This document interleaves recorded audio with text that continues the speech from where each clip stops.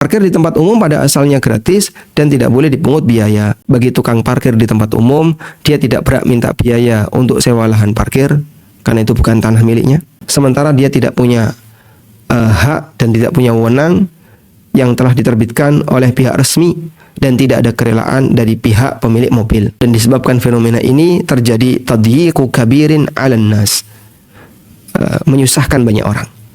Sehingga orang ketika mau parkir, dia mikir, wah nanti kayak mobil saya bergerak, tiba-tiba prit, tarik duit. Jika masing-masing pengguna kendaraan telah mendapatkan jatah untuk parkir kendaraannya, maka jangan sampai mengganggu hak orang lain.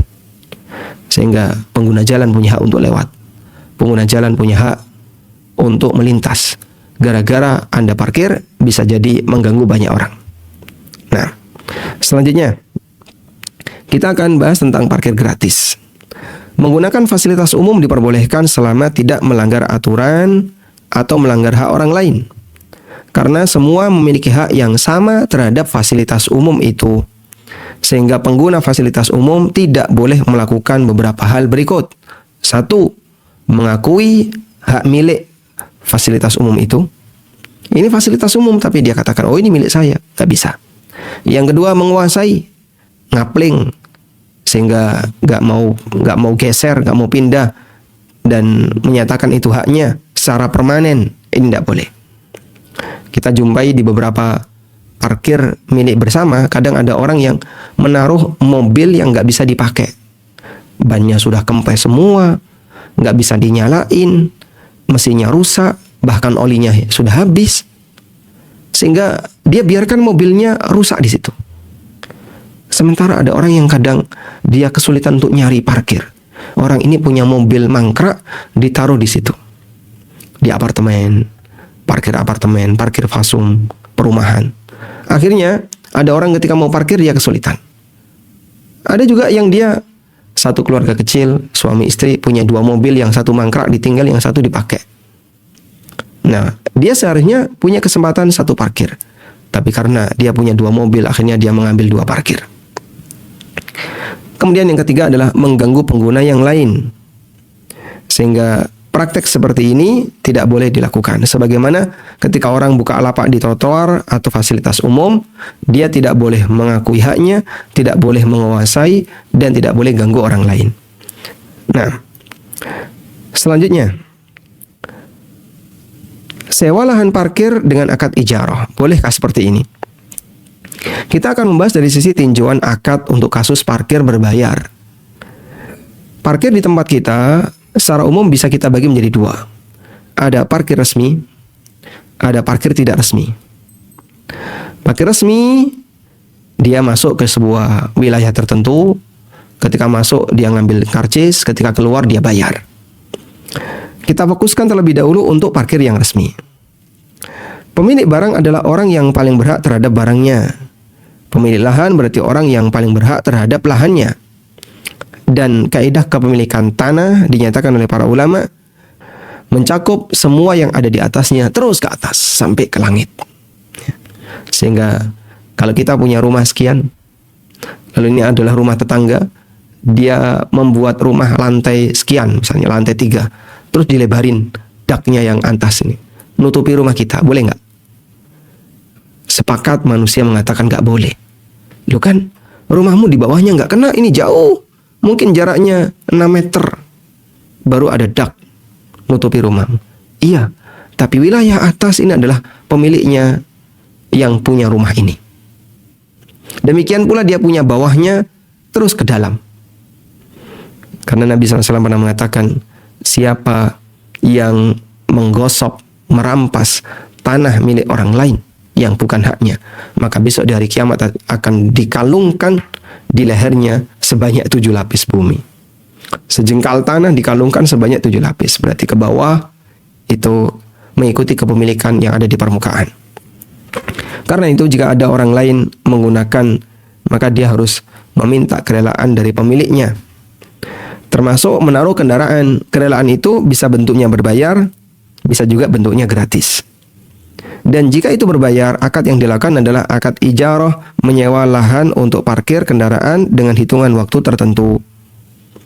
Beberapa fatwa mengisyaratkan hal ini, di antaranya fatwa dari Profesor Dr. Abdullah bin Muhammad At-Tayyar. Ketika beliau ditanya soal parkir, ada yang berbayar, apa statusnya? Jawab beliau, yajibul iltizam bitaf'ir rusumil mawaqif lil jihati allati tamlikul mawaqif wa tu'ajjiruha ala ashabis sayyarat. Wajib memenuhi aturan dengan membayar biaya parkir kepada pihak yang memiliki tempat parkir, kemudian dia sewakan kepada para pemilik mobil, sehingga statusnya adalah akad sewa. Dan keterangan yang semisal juga disampaikan oleh Lembaga Fatwa Syabakah Islamiyah. Tayyib. Oleh karena itu, untuk parkir yang sifatnya sewa, maka kita wajib bayar.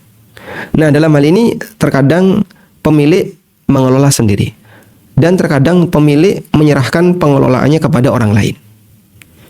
Misalnya, rumah sakit swasta. Kemudian rumah sakit ini menyerahkan pengelolaan lahan parkir kepada perusahaan ABC. Nah, perusahaan ABC menyampaikan, nanti ketertiban parkir, kemudian karyawan parkir dari kami. Sementara pemilik lahan akan mendapatkan hak misalnya 70% atau 60%. Sementara yang sisanya 40% menjadi hak milik perusahaan parkir. Seperti itu boleh. Atau dikelola sendiri oleh pemiliknya. Saya punya lahan, siapa yang parkir di sini silahkan bayar ke saya. Demikian juga boleh. Selanjutnya, hukum parkir liar. Kita beralih ke parkir liar. Yang kami maksud parkir liar adalah mereka yang menarik biaya parkir di wilayah yang bukan miliknya. Kami tegaskan, kita berbicara untuk parkir berbayar, bukan parkir gratis. Jadi di sini yang jadi masalah adalah yang narik. Yang jadi pertanyaan, atas alasan apa petugas parkir meminta uang bayaran? Kasus semacam ini pernah ditanyakan kepada Syekh Dr. Muhammad Haj Isa Al-Jazairi, salah satu muridnya Dr. Muhammad Ali Ferkus, hafizahumullah. Beliau mengatakan, atau ada teks pertanyaan, hunaka zahiratun intasharat fi biladina wa yama tusamma bil barking fil arsifah al-umumiyah. Ada fenomena yang tersebar di negara kami, yaitu parkir di trotoar milik umum. Apa hukum pekerjaan parkir ini? Dan apa hukum penghasilan darinya? Barakallahu fiik. Kemudian jawab Syekh Dr. Muhammad Haj Isa Al-Jazairi, kata beliau, fa inna hadhihi zahira al-mawsufa fi su'al. Fenomena seperti yang ditanyakan, min madhahiri akli amwalin nasi bil batil, termasuk di antara bentuk makan harta orang lain dengan cara yang enggak benar.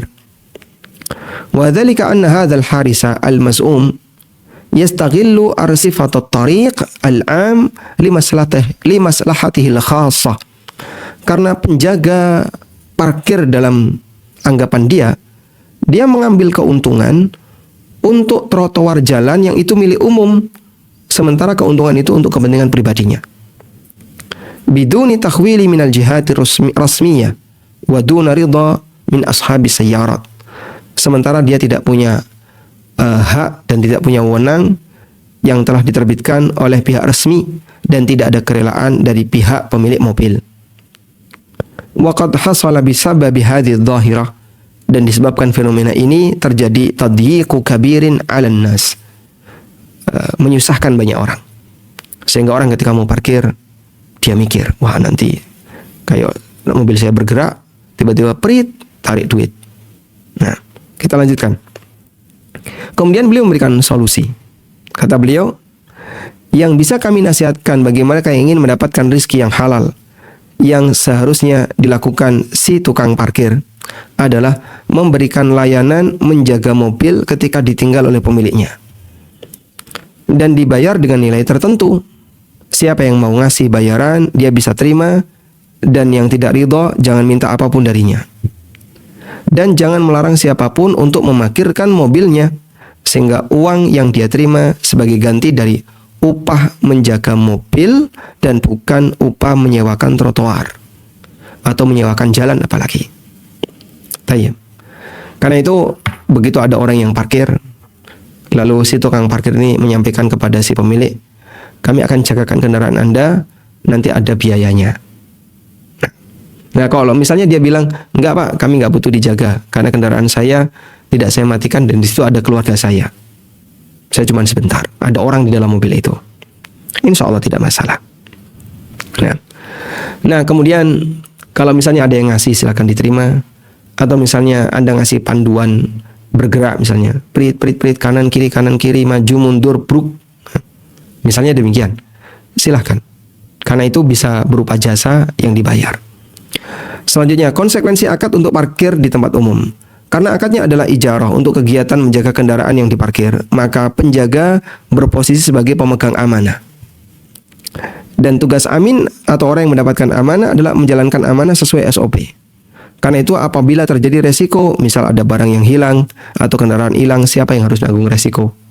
Kita bicara konsekuensi. Yang pertama, jika resiko ini terjadi di luar keteledoran tukang parkir, dalam arti dia telah menjaga sesuai SOP, maka tukang parkir tidak menanggung resiko.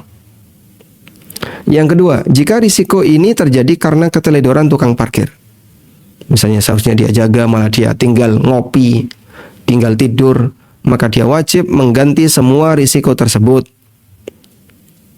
Maka dari keterangan ini bisa kita simpulkan sebagai berikut. Yang pertama, ketika parkir jangan sampai ganggu orang lain. Poin penting, 1. Yang kedua, diperbolehkan memanfaatkan lahan milik umum untuk parkir selama tidak permanen dan tidak mengganggu pengguna yang lain. Sehingga kalau Anda punya mobil tapi Anda nggak punya tempat parkir, nanti jadinya mengganggu permanen.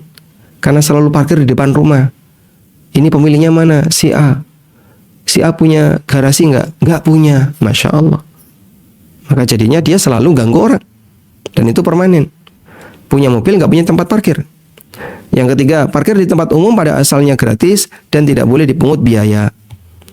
Yang keempat, parkir di tempat milik seseorang wajib minta izin kepada pemiliknya, termasuk dengan cara sewa. Yang kelima, pemilik lahan paling berhak untuk menentukan kebijakan apapun untuk lahannya, termasuk menyewakan kepada orang yang membutuhkan parkir. Yang keenam, bagi tukang parkir di tempat umum, dia tidak berhak minta biaya untuk sewa lahan parkir, karena itu bukan tanah miliknya. Namun dia berhak meminta biaya menjaga kendaraan yang diparkir. Wallahu alam.